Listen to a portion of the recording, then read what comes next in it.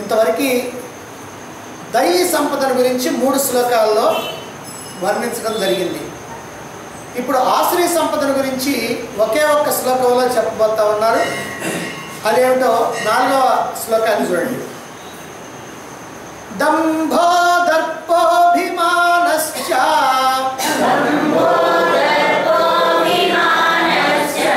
క్రోధ పారుష్యమేవ చ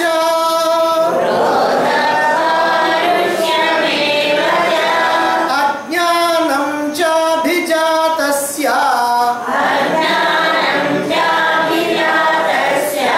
పార్థ సంపదమాసురీం.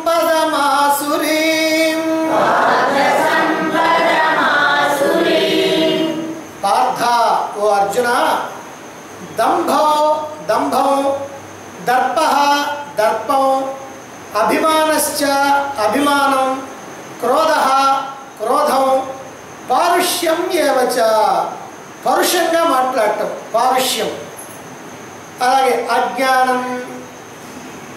ఇదిగో ఈ 6 దంభం, దర్పం, అభిమానం, క్రోధం, పారుష్యం, అజ్ఞానం. ఇవి ఆసురీం సంపదం, ఆసురీ సంపదలో జన్మించినటువంటి అభిజాతస్య, ఆసురీం సంపదం అభిజాతస్య, ఆసురీ సంపదలో పుట్టినటువంటి వాళ్ళకి ఉండేటువంటి లక్షణాలు ఈ 6 కూడా అన్నారు. కాబట్టి ఈ 6 ఎలాంటివి అంటే ఆ ఆసురీ సంపదలో ఉన్నటువంటి వాళ్ళు. ఈ 6 ఉన్నాయంటే వాళ్ళు అసుర గుణాలు కలిగి ఉన్నారన్నమాట. అసురులు అంటే రాక్షసులే.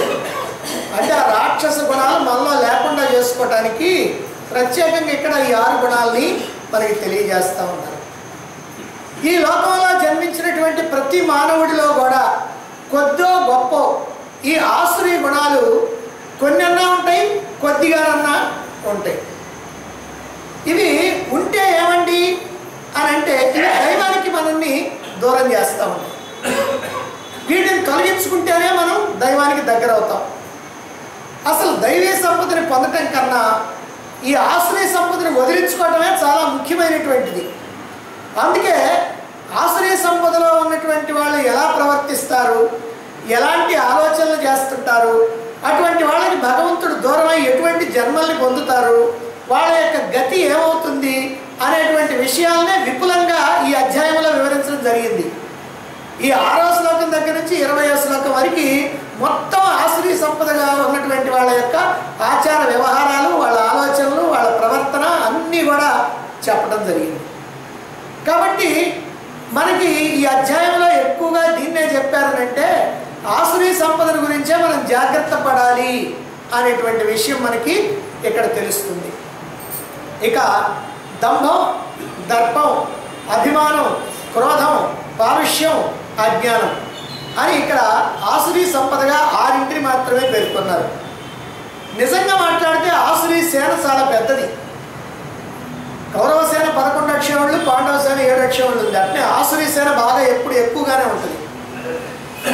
అయితే మరి ఇక్కడ ఆరే చెప్పారేమండి, ఏమంటే దైవీ సంపదలో ఏమైతే చెప్పారో వాటికి వ్యతిరేకమైనవన్నీ ఆసురీ సంపద. అందువల్ల ఈ మొత్తం కూడా చాలా ఎక్కువగా ఉన్నట్టే. మనిషికి ఒక రోగం ఉంటే చాలు పిక్కొట్టు, ఇక 6 ఉంటే చెప్పే పదే లేదు. ఇప్పుడు వాటిని వివరంగా మనం తెలుసుకుందాం. ఈ 6 ఆశ్రయ సంపద యొక్క లక్షణాల్లో మొట్టమొదటిది దంభం. దీన్నే డంబాచారం అని కూడా అంటారు. అంటే ఇతరులకి తన యొక్క గొప్పతనాన్ని చాటుకోవటానికి చేసేటువంటి ప్రయత్నమే ఈ దంభం. ఒకవేళ గొప్పతనం ఉన్నా లేకపోయినా మొత్తం మీద ఏంటంటే చాటుకోవాలా, 10 మంది కూడా నన్ను చాలా గొప్పవాడని అనుకోవాలా, గొప్పతనం లేకున్నా కూడా ఉన్నట్టుగా చాటుకోవాలి. ఇది లౌకికంగానూ ఉంది, ఆధ్యాత్మికంగానూ ఉంది. మింగ మెతుకులేదు, మీసాలకి సంపెంగ నూనె అని అంటారు. పొట్టకు రొట్టె లేకపోయినా జుట్టుకి మల్లెపూలు కావాలంట. పైన పటారం, లోన లొటారం. పండితుడు కాకపోయినా పండితుడిలాగా కనిపించాలి, భక్తుడు కాకపోయినా భక్తుడిలాగా కనిపించాలి. లోపల అగ్నిపర్వతం బ్రద్దలవుతున్నా పైకి మాత్రం చిరునవ్వులు చిందిస్తూ ఉండాలి. అజ్ఞానంలో కొట్టుపిట్టాడుతున్న గొప్ప జ్ఞానిలాగా ఫోజు పెట్టాలి. వార్డు మెంబర్గా ఓడిపోయిన ఎమ్మెల్యేగా ఫోజు ఇవ్వాలి. చల్లని రూపాయికి గీతలు ఎక్కువ అన్నారు. అదిగో అలాంటి వాడే ఈ డంబాచారం. రాజకీయ నాయకులు, సమాజ సేవకులు, ధార్మిక ప్రచారకులు, దొంగ బాబాలు, పండితులు, పామరులు, సాధువులు, సన్యాసులు అందరూ కూడా వాళ్ళ వాళ్ళ అంతస్తుల్లో ఈ దంభ దేవతకి పూజారులైనటువంటి వాళ్ళే. అంటే ఈ దంభం అనేటువంటిది వాళ్ళల్లో వీళ్ళల్లో ఎవరిలో లేదనుకోవడానికి వీల్లేదు, అందరిలో కూడా ఉంటుంది. కొద్దిగా గొప్ప ఎప్పుడో ఒకప్పుడు ప్రతివాడు కూడా ఈ దంభానికి లొంగిపోవాల్సిందే. మహాత్ములు, స్వామీజీలు, గురువులు, పీఠాధిపతులు ఫోటోలు దిగేటప్పుడు చూడాలి ఆ ఊర్ధ్వ దృష్టి, ఆ చిన్ముద్రలు, ఆ సమాధి నిష్ట గరిష్టత్వం, ఆ జపమాలలు, మరి కమండలాలు, కృష్ణాజనాలు, యోగదండాలు, పాదుకలు అన్నింటినీ కూడా ప్రత్యేకంగా ఆ ఫోటోలో పడేటట్టుగా జాగ్రత్తగా ప్రదర్శిస్తూ ఉంటారు. సాదాసీదాగా ఉంటే ఏమిటో నష్టం వాళ్ళకి. ఎందుకనంటే ఆ రకమైనటువంటి ఆ వాసనలతో ఉన్నటువంటి వాళ్ళన్నారు. అంటే సాదాసీదాగా ఉంటే ఎవరు చెప్పుకుంటారండి మనల్ని? ఈ రోజున ప్రతి వాళ్ళు కూడా సలహా ఇస్తూ ఉంటారు. ఏమండి దర్జా ఉండాలండి, బాగా ఫ్లెక్సీ బోర్డులు పెట్టాలండి, బాగా పేపర్లో వేయించాలండి, బాగా ప్రచారం చేయాలండి, లేకపోతే ఇవాళ వేదాంతం కూడా ఏం వినేవాళ్ళు లేరండి అని చెప్పేటువంటి వాళ్ళు కూడా ఉన్నారు. నీలో సరుగ్గా ఉన్నట్లయితే ఎవరు చెప్పుకోవాల్సినటువంటి అవసరం లేదు. రామకృష్ణ పరమహంస వేషం చూడండి, ఏమైనా అట్రాక్షన్ ఉందా ఆ వేషంలో? ఏమీ లేదు. రమణ మహర్షి వేషం చూడండి, గోచిగుడ్డ మాత్రం ఉంటుంది. బాగా బక్కజిక్కిపోయినటువంటి ఆయన, చేతిలో కర్ర కూడా సరైంది కాదు, ఎక్కడో ఆ చెట్టు పుల్లకి ఆ ఆకులన్నీ పీకి అదిగో ఆ పుల్లని తయారు చేసుకొని పట్టుకుంటాడు. ఏది ఆ చుట్టూ ఆ గిరి ప్రదక్షిణ చేయటానికి. అలాగనే గాంధీ మహాత్ముడి వేషం చూడండి ఎలా ఉంటుందో, కొల్లాయి గుడ్డ కట్టుకొని ఉంటాడు. మరి ఆచార్య వినోబాబా వేషం చూడండి, ఆయనకి రామకృష్ణ పరమహంసకి పోలికలు ఉన్నాయి వేషంలో. కాబట్టి వాళ్ళకి ఏం తక్కువైంది? కానీ ఈ రకమైనటువంటి ఆలోచన చెయ్యరు. ఎందుకనంటే ఇది కాలానుగుణంగా ఈ డంబాచారం అనేటువంటిది వచ్చింది. నీ దోషాన్ని దాచుకొని పైకి నటించడమే ఈ దంభం. ఇలాంటి డాంబికాల వల్ల ధార్మికమైనటువంటి విశ్వాసాలు దెబ్బతింటూ ఉంటాయి. కాషాయ వస్త్రాలు ధరించి అన్ని లౌకికమైనటువంటి విషయాల కోసము, భోగాల కోసము అరులు జాస్తూ కనుక ఉన్నట్లయితే అనుకుంటారు వీడేం సన్యాసి అండి, ఏం వదులుకున్నాడు, ఆశ్రమంలో అన్ని కుటీరాలు మామూలుగా ఉంటాయి, వీడిది మాత్రం స్పెషల్, ఏసీ రూములు, స్పెషల్ మీల్స్, కాస్ట్లీ డ్రెస్సులు, ఎక్కడికన్నా రావాలంటే ఏసీ కార్లు, ప్రవచనాలకి పిలిస్తే ముందే డబ్బు మాట్లాడుకోవాలి, ఇంతని ముందుగానే సమర్పించుకోవాలి అని సామాన్యులు విమర్శించేటువంటి అవకాశాన్ని ఇస్తున్నారు ఈ డంబాచారాన్ని చేసేటువంటి వాళ్ళు. ఈ విమర్శలు వాళ్ళని మాత్రమే తాకి అంతటితో ఊరుకుంటే మనకేం నష్టం లేదు. కానీ ఈ విమర్శలు వాళ్ళని తాకటమే కాకుండా వాళ్ళు చెప్పేటువంటి శాస్త్రాల మీద కూడా దాడి జరుగుతూ ఉంది. ఆయన మొహం ఆయన ఏం చెబుతాయండి, వాడికేం తెలుసు? ఆయన బాగా చెప్పేటువంటి వాడైనా సరే ఆయన వేషాల కారణంగా విమర్శలు వస్తే ఈ విమర్శలు శాస్త్రం మీద కూడా వచ్చేస్తూ ఉంటాయి. అందుకని ఏమిటంటే ఆయన చెప్పేది మనకు తెలియనటువంటి శాస్త్రాలా ఏంటి అని అంటూ ఉంటారు. అందువల్ల ఈ డాంబిక ప్రవర్తన అనేటువంటిది ధార్మికంగా కూడా దెబ్బతీస్తూ ఉంది. ఈ డంబాచారులు కొంతకాలం లేకపోతే చాలా కాలం తప్పించుకోవచ్చేమో కానీ ఎప్పుడో ఒకప్పుడు బయటపడక తప్పదు. నిజం నిలకడ మీద తెలుస్తుంది. అప్పుడు నేరానికి తగినటువంటి శిక్ష కూడా పడుతుంది. అందుకనే కొంతమంది బాబాలు, కొంతమంది స్వామీజీలు కోర్టు కేసులు, శిక్షలు అనుభవించాల్సినటువంటి పరిస్థితి వస్తూ ఉంది. అనేక మంది దేశాధినేతల్ని తన చెప్పు చేతల్లో పెట్టుకొని ప్రపంచవ్యాప్తంగా పేరు ప్రఖ్యాతులు సంపాదించుకునేటువంటి తాంత్రికవేత్త ఉన్నాడు పూర్వకాలంలో చంద్రబాబు. ఆయన ఈ దేశంలో అనేక మంది రాజకీయ నాయకుల్ని, అధికారుల్ని, ఉద్యోగుల్ని, న్యాయమూర్తుల్ని తన యొక్క మాయాజాలంలో ఉంచాడు. ఆయన మొట్టమొదటి తుక్కిను అమ్ముకునేవాడు. ఆ తుక్కిను అమ్ముకునేటువంటి వాడు ఆ వేషం, కాషాయ వస్త్రాల వేషం వేసేసి పెద్ద పెద్ద రాజకీయ నాయకుల్ని, ప్రధానమంత్రుల్ని, కేంద్ర మంత్రుల్ని అందరినీ కూడా తన యొక్క ట్రాప్లో పడేసాడు. చివరికి ఏమైంది? తిహార్ జైల్లో ఓత్సలు లెక్క పెట్టాడు. ఏమి డంబాచారం వెలగబెట్టాడు? సొంత విమానం, సొంత విమానాశ్రయం, తన ప్రయాణ ఖర్చులు ఎంతో సిబిఐ వాళ్ళకి చెప్పాడు. 200 కోట్లు నా ప్రయాణ ఖర్చులు, 200 కోట్ల రూపాయలు ప్రయాణానికి ఖర్చు అయినాయి అంట. మరి ఈ దొంగ సన్యాసి అలా సిబిఐ వాళ్ళకి కూడా వాంగ్మూలం ఇవ్వాల్సి వచ్చింది. చివరికి శిక్ష పడి జైల్లో ఉండాల్సి వచ్చింది. మరి ఇలాంటి వాళ్ళు ఎందరో పుట్టుకొస్తా ఉన్నారు. ఇప్పుడు వాళ్ళు నిత్యానంద, రాంపాలు పాపం పండితే కానీ ఫలితం అందదు. ఇలాంటి వాళ్ళ వల్ల ఏమవుతుందంటే కాషాయ వస్త్రాలకి, దైవ కార్యాలకి, వేదాంత శాస్త్రాలకి ఎంతటి హాని కలుగుతుందో మనం చెప్పలేము. పులితోలు కప్పుకొని గాడిద ఒకటంటే దండగ మేత వేసిందంట. తెలుసుకున్న తర్వాత ఏమైంది, దాని గుట్టు బయటపడేటప్పటికి బాగా తన్నులింది, చివరికి చచ్చిపోయింది. డాంబికల యొక్క కథ ఇలాగనే ఉంటుంది. ఏ పాపానికైనా ప్రాయశ్చిత్తం ఉంది కానీ ఈ దంభానికి మాత్రం ప్రాయశ్చిత్తం లేదు అని అంటారు. ఇక రెండవది దర్పం. ఈ దంభానికి దగ్గర చుట్టమే దర్పం కూడా. అంటే దానికి దీనికి కాస్త దగ్గర పోలికలు ఉన్నాయన్నమాట. ఏమీ లేకపోయినా గొప్పగా నటించడం దంభం అయితే, కొద్దిగా ఉంటే మరింతగా దాన్ని ఎక్స్ప్లాయిట్ చేయడం అనేటువంటిది ఈ దర్పం అని అంటారు. ఇక్కడ కించిత్ ఉంటే చాలు, ఇక పట్టపగ్గాలు ఉండవు అన్నమాట. 4 ఇంగ్లీష్ ముక్కలు వస్తే చాలు, వాళ్ళు మాట్లాడుతూ మధ్య మధ్యలో ఆ ఇంగ్లీష్ ముక్కల్ని వాడుతూ ఉంటారు. So, but, oh, all right, yes, no అని ఈ రకంగా ఈ పదాలని వాడేస్తూ ఉంటారు. దాంతో ఇంగ్లీష్లో వీళ్ళు పెద్ద పండితులేమో అని ఫోజిస్తూ ఉంటారు. ఇక కొందరికి 4 రూపాయలు చేతిలో ఉంటే చాలు, చూపులు చుక్కల్లో ఉంటాయి. ఒక కప్ప కంటే ₹1 దొరికిందంట. రూపాయి దొరికేటప్పటికి దాని యొక్క దర్పం చెప్పడానికి వీలు లేకుండా పోయింది. అది అలా ఎగురుతూ పోతా ఉంటే ఒక ఆబోతు ఎదురొచ్చిందంట. దాన్ని చూసి కప్ప అంటుంది, ఇదిగో నా దగ్గర ₹1 ఉంది, జాగ్రత్తగా వెళ్ళు, నేను కనుక తలుసుకున్నానా నిన్ను ఏమైనా చేస్తా, నువ్వేదో పెద్ద గొప్ప అనుకుంటున్నావేమో అని అన్నదంట. అంటే అహంకారం బాగా తలకెక్కింది ₹1 దగ్గర ఉండేటప్పటికి. తాను కూడా ఆబోతంత కావాలనుకుంది. నీళ్లు తాగి ఉబ్బి పొట్ట పగిలి చచ్చిపోయింది. ఇది దర్పం యొక్క మహిమ. కలెక్టర్ కానక్కర్లా, కండక్టర్ అయినా చాలు, ఇక వాడి యొక్క దర్పం పట్టశక్యం కాకుండా ఉంటుంది. తానేదో దయదలిచి ప్రయాణికులందరినీ కూడా నేను వాళ్ళ గమ్యస్థానాలకు చేరుస్తున్నాను, తనంతటి త్యాగమూర్తి మరొకడు లేడు అని అనుకుంటా ఉంటాడు. తను ఆగమంటే బస్సు ఆగాలి, విజిలేస్తే ఆగిపోవాలి, విజిలేస్తే పోవాలి, తన యొక్క ఇష్టం మీద ఆధారపడింది అని తనకి తానే కిరీటం తగిలించుకుంటా ఉంటాడు. అందరిని తిరస్కరిస్తాడు, తనను తాను ప్రశంసించుకుంటాడు. ఇదిగో ఈ రకమైనటువంటిదే దంభం, దర్పం. ఆధ్యాత్మిక రంగంలో ఈ దర్పం అనేటువంటిది సాధకుడైనటువంటి వాడికి శత్రువు. ఇదే మనం గట్టిగా గుర్తుపెట్టుకోవాల్సినటువంటి విషయం. ఈ దర్పం అనేటువంటిది ఆధ్యాత్మిక రంగంలో ఉన్నటువంటి వాడికి పరమశత్రువు.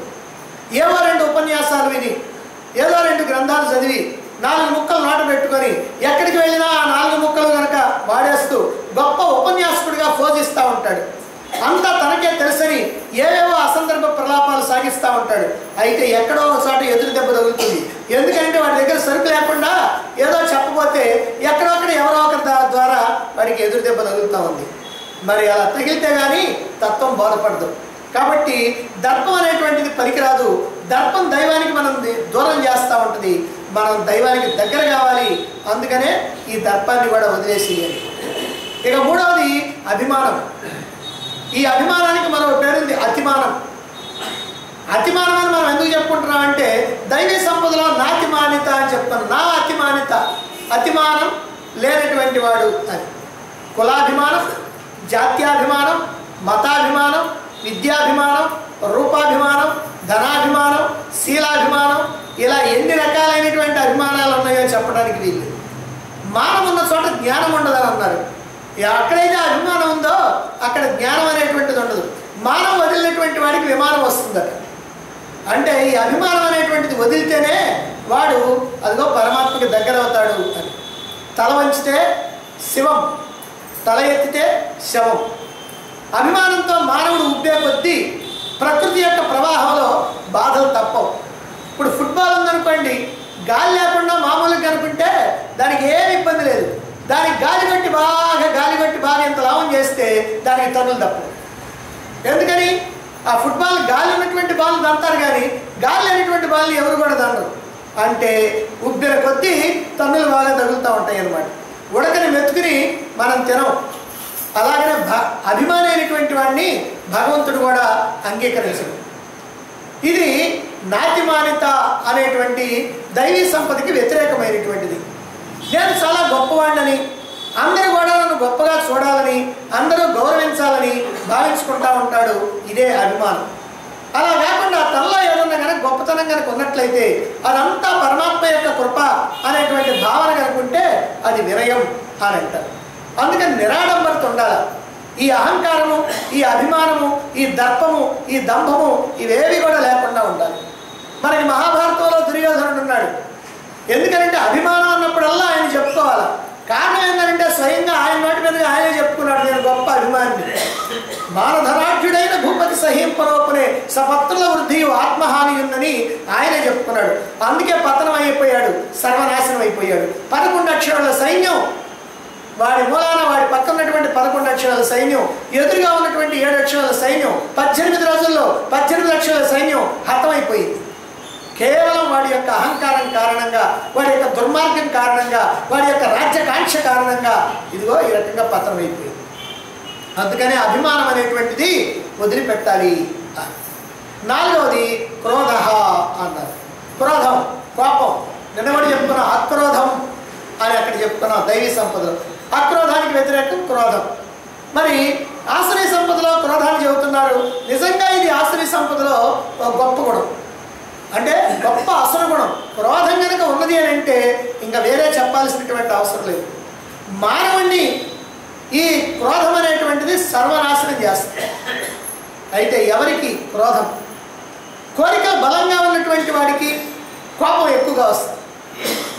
కోపం తారాస్థాయిని కనుక అందుకున్నట్లయితే విచక్షణా జ్ఞానం నశిస్తుంది.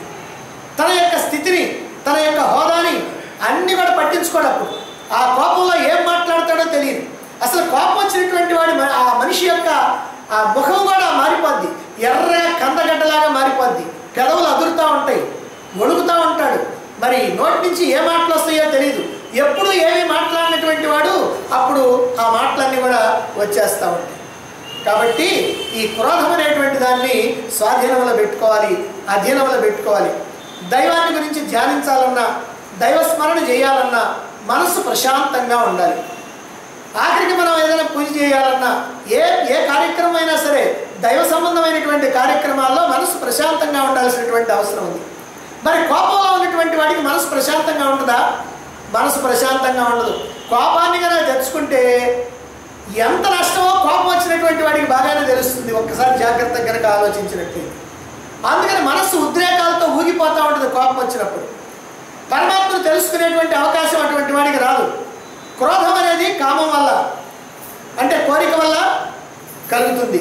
మరి లోభం, మోహం, మదం, మాత్సర్యం ఈ 4 కూడా దీని యొక్క సోదరులే. అందుకనే కామ, క్రోధ, లోభ, మోహ, మద, మాత్సర్య అనేటువంటి 6 కూడా అరిషడ్ వర్గాలు అని అన్నారు. హరి అంటే శత్రువు, షట్ అంటే 6 వర్గాలు, 6 రకాలైనటువంటి వర్గాలు, శత్రు వర్గాలు అన్నమాట ఇవి. కాబట్టి దైవాన్ని తెలుసుకోవాలంటే ముందుగా ఈ క్రోధాన్ని జయించాలి. ఈ క్రోధం అనేటువంటిది ఆసురీ గుణం. అక్కడ అక్రోధాన్ని చెప్పినప్పుడు దీని గురించి చాలా చెప్పుకున్నాం. అందుకనే ఇక్కడ ముఖ్యంగా క్రోధం అనేటువంటిది ఎంత నష్టం కలిగిస్తుందో ఆ విషయాన్ని మనం ఇక్కడ చెప్పుకుంటున్నాం. ఇదే భగవద్గీతలో కూడా 2వ అధ్యాయం చెప్పారు. క్రోధాత్ భవతి సమ్మోహ, సమ్మోహ స్మృతి విభ్రమ, స్మృతి భ్రంశాత్ బుద్ధినాశ, బుద్ధినాశాత్ ప్రణశ్యతి, బుద్ధినాశనం అయిపోయినప్పుడు సర్వనాశనం అయిపోద్ది. ఇదంతా కూడా క్రోధం అనేటువంటిది దానివల్ల వస్తుంది. ఇక 5వది పారుష్యం, అంటే కఠినంగా మాట్లాడతాం, పరుషంగా మాట్లాడతాం. కొంతమంది కనుక మాట్లాడుతూ ఉంటే గులకరాలు డబ్బాలు వేసి ఉమ్మగించినట్టుగా ఉంటుంది, గుండెలు దడదడదడలాడిపోతూ ఉంటాయి. అలాంటి మాటలు మాట్లాడుతూ ఉంటారు, అలా కఠినంగా మాట్లాడుతూ ఉంటారు. ఈ పరుషం అనేటువంటి పదం నుంచి వచ్చిందే ఈ పారుష్యం అనేటువంటిది. దైవీ సంపదలో ఏం చెప్పారు? మార్దవం, హ్రీరచాపలం, మార్దవం మృదుత్వాన్ని చెప్పారు. మరి ఇక్కడ ఆ మృదుత్వానికి వ్యతిరేకమైనటువంటి కఠినత్వాన్ని, ఈ పరుషత్వాన్ని ఇక్కడ చెప్తూ ఉన్నారన్నమాట. ఇది ఆసురీ సంపద. కొందరు స్వభావ సిద్ధంగానే కటువుగా మాట్లాడుతూ ఉంటారు. ఇది వాళ్ళకి పుట్టుకతోనే వచ్చినటువంటి బుద్ధి, అది పుడకలతో కానిపోదు. కటువుగా మాట్లాడేటువంటి వాళ్ళు పశ్చాత్తాపం చెందాల్సినటువంటి అవసరం ఎన్నో సందర్భాలు వస్తూ ఉంటాయి. మహాభారతంలో విదుర్నీతి ఉంది. అందులో విదురుడు ధృతరాష్ట్రుడితో చెప్తాడు. పాపం ధృతరాష్ట్రుడికి ఆ రాత్రి నిద్ర పట్టదు. సంజయుడు రాయబారానికి వెళ్ళి తిరిగి వచ్చినటువంటి రాత్రి ధృతరాష్ట్రుడికి నిద్ర పట్టదు. ఎందుకంటే ఆ సంజయుడికి 4 తిట్లు తిట్టిపోయాడు. అందుకని ఆయన నిద్ర పట్టకపోతే విదురుడిని పిలిపించాడు. ఇదిగో ఇందుకు పనికొచ్చాడు అనమాట ఆయనకి విదురుడు. అంటే ఆయన ఏదో చెబుతాడు, చెప్పింది మాత్రం ఈయన వింటాడు కానీ చేయడు. అది ధృతరాష్ట్రుడు. అంటే ధృతరాష్ట్రుడు ఆయనే చెబుతాడు దుర్యోధనుడితో, తండ్రి నువ్వు ఎంతసేపటికి పక్కన విదురుడిని, భీష్ముడిని ఇలా పెట్టుకొని కూర్చుంటావంటివి, మేము ఏదైనా నిజం మాట్లాడాలంటే మాకు వల్ల కావట్లేదంటే, ఒరే నాయన ఈ విదురుడిని నేను దగ్గర పెట్టుకునేది దేనికంటే ఆయన చెప్పేటువంటి మాటలు చక్కగా వినటానికి. ఆయన చెప్పే మాటలు వింటానే కానీ చెప్పింది మాత్రం నేను ఎప్పుడు చేయను అని చెప్పాడు. అందుకని అదిగో ఆ విదురుని పిలుచుకున్నాడు.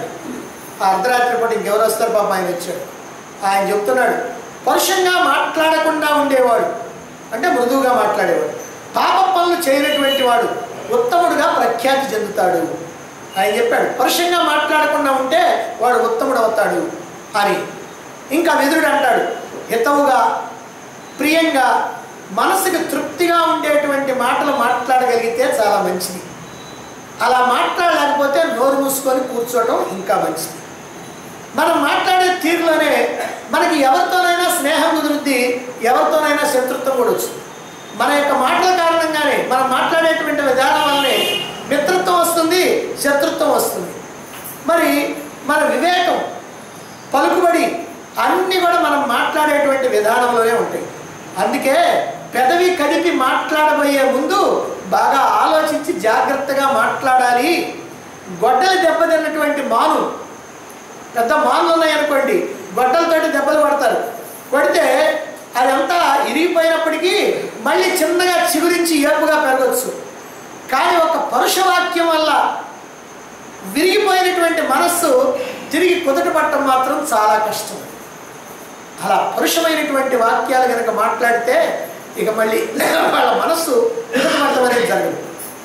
అలాగే శరీరంలో గుచ్చుకున్నటువంటి బాణాన్ని తీయవచ్చు, కానీ మనస్సును నొప్పించేటువంటి మాటని మళ్ళీ వెనక్కి తీయటం అనేటువంటిది కుదురుద్దా? అది సాధ్యమయ్యేటువంటిది కాదు అని ధృతరాష్ట్రుడికి విదురుడు బోధ చేస్తూ ఉంటాడు. అంటే పరుష వాక్యాల వల్ల కలిగేటువంటి నష్టాన్ని చక్కగా వివరించాడు. వాక్యే విషం, వాక్యే అమృతం. మన శరీర అంగాల్లో అన్నిటికంటే పలుసమైంది, మృదువైంది, మెత్తనిది ఏమిటంటే నాలుక. నాలుక కంటే ఇంకా మెత్తడిది ఏమన్నా ఉందా? ఎప్పుడన్నా పొరపాటు కనుక రెండు పళ్ళు కనుక మనం అట్లా కరిచామంటే నాలుకని ప్రాణం పోయినట్టుగా విలవిల్లాడిపోతామంట. అంటే అంత మెత్తడిది నాలుక. అయితే ఇంత మెత్తటి నాలుక కత్తి కన్నా కూడా పొదలైంది. ఇక ఏది కూడా అంతలా బాధ పెట్టేది మన అంగాల్లో ఏది లేదు. ఓ దెబ్బ కొట్టచ్చు, ఓ తిట్టు తిట్టచ్చు, ఏమైనా చేయొచ్చు. కానీ నాలుకనే ఎంత మాట అయినా సరే మాట్లాడుద్ది, ఎంత బాధ అయినా సరే పెట్టుద్ది. నాలుక ఎప్పుడు కూడా కత్తిలాగానో తేలుకొండిలాగానో ఉండకూడదు. అది ఎంత మృదువుగా ఉందో దాని నుంచి వచ్చేటువంటి మాట కూడా అంత మృదువుగా ఉండాలి. మన సీతాదేవి బంగారు లేడిని తెమ్మని శ్రీరాముడిని పంపించింది. రాముడికి ఆపద కలిగిందేమో అని లక్ష్మణుడిని పంపింది. అతను ఎంతగా నచ్చ చెప్పాడో, అమ్మా రాముడికి ఏ భయం లేదు, ఏ రాక్షసుడు ఆయన్ని ఏమీ చేయలేడు, నువ్వు అసలు దిగులు పడక్కర్లేదు అని ఎంతో చెబుతూ ఉంటే సీతాదేవి అసలు అనకూడని మాటలు, ఆమె మనస్సులోకి ఎప్పుడూ రానటువంటి మాటలు ఎలా మాట్లాడిందో, ఎంత కఠినంగా మాట్లాడిందో చెప్పడానికి వీళ్ళు. అనరాని మాటలు, వినకూడని మాటలు, పరుషమైనటువంటి వాక్కులు పలికింది. మరి దాని యొక్క ఫలితం ఏమైందో, లక్ష్మణుడు వెళ్ళటం, ఆ రావణాసురుడు మారువేషంలో రావటం, సీతాదేవిని ఎత్తుకొని పోవటం, ఇక ఆ తర్వాత అంతా దుఃఖమే దుఃఖం రామలక్ష్మణుడికి. ఇక్కడ రామలక్ష్మణులకు దుఃఖం, అక్కడ సీతాదేవికి దుఃఖం. ఆమె కూర్చుంది అశోకవనం, కానీ ఆమె మాత్రం శోకదేవత. పేరు మాత్రం అశోకవనమే కానీ ఆ అశోకవనంలో శోకదేవతలాగా కూర్చుంది. ఇలా పరుషంగా మాట్లాడటానికి క్రోధం కూడా ఒక కారణం. అందుకని క్రోధాన్ని కనుక జయిస్తే, నిగ్రహిస్తే పారుష్యాన్ని కూడా నిగ్రహించవచ్చు. నోరు మంచిదైతే ఊరు మంచిది అవుతుందని మనకి చిన్నప్పటి నుంచి పెద్దలు చెబుతుంటారు సామెత. కటువుగా మాట్లాడేటువంటి వాళ్ళకి ఎక్కడ చూసినా శత్రువులే ఉంటారు. ప్రియంగా మాట్లాడటం అనేటువంటిది పూర్వజన్మ సుకృతం. మరి పారుష్యం ఆసురీ సంపద కనుక అది మనల్ని భగవంతుడికి దూరం చేస్తుంది. అందుకని చాలా జాగ్రత్తగా ఉండాలి. ఇక ఆరవది అజ్ఞానం అన్నారు. అజ్ఞానం అన్ని అవలక్షణాల్లోకి బాగా కుదురులాంటిది. అన్ని అవలక్షణాలకు కూడా కుదురు ఈ అజ్ఞానం.